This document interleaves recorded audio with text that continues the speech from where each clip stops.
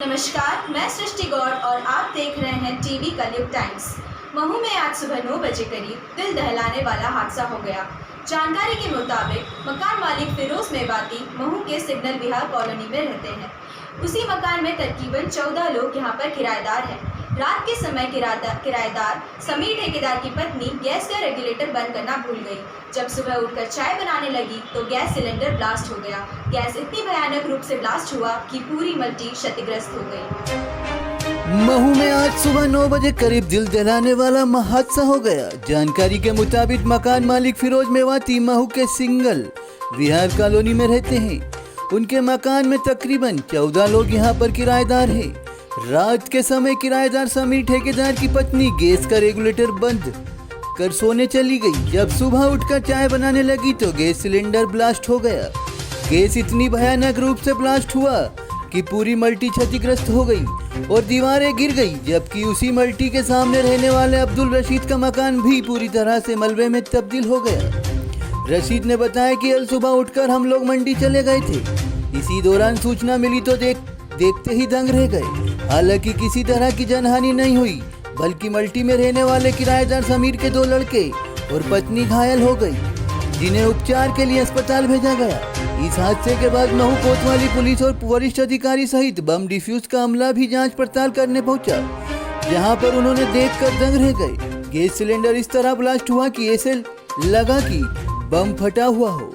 हालांकि बताया जा रहा है कि ब्लास्ट टंकी की आवाज तकरीबन 3 किलोमीटर तक सुनाई दी, जिसके बाद पूरे शहर में चर्चा का विषय बन गया। बम डिफ्यूज करने वाले अधिकारी खालिक मुश्ताक जोन प्रभारी ने बताया कि जांच पड़ताल के सामने आया है कि चूहे ने गैस नली को रात भर कतर दिया था।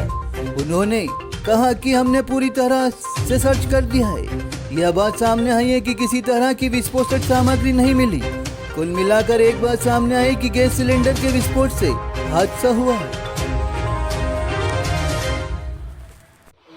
सर, मैं अपने रूम पर बैठा हुआ था, मोबाइल हाथ में था, मैं लॉक खोल रहा था, इतने में धमाका हुआ एकदम, पता ही नहीं चला और मैं दीवार के नीचे मलबे के नीचे दब गया।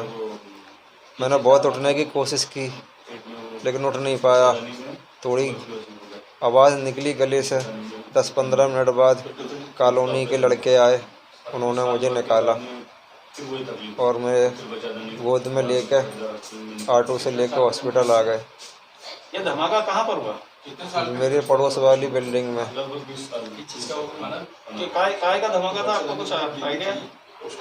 मेरे को एकदम धमाका हुआ, कुछ आइडिया नहीं था, लेकिन अभी मालूम पड़ा है कोई सिलेंडर वगैरह फटा है।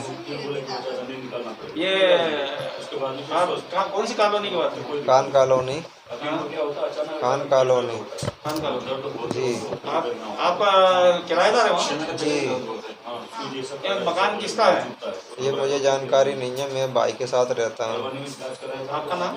फिरोज नबी।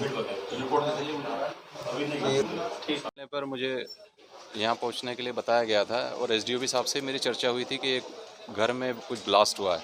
यहाँ आने के बाद जब मैंने घटनास्थल को चेक किया तो चूँकि पूर्व में ऐसी घटनाएं हो चुकी काफ़ी, जिसमें गैस टंकी से गैस रिसाव होने के बाद ब्लास्ट हुए। तो सबसे पहले मैंने गैस की नली को चेक किया, वो चूहे द्वारा कुतरी गई पाई गई है। उसके बाद दूसरे उस चीज़ के लिए भी हमने सर्च किया, ऐसा नहीं कि केवल गैस की टंकी को ही सर्च किया, तो वहाँ ऐसा कोई विस्फोटक या कोई अन्य सामग्री नहीं पाई गई है।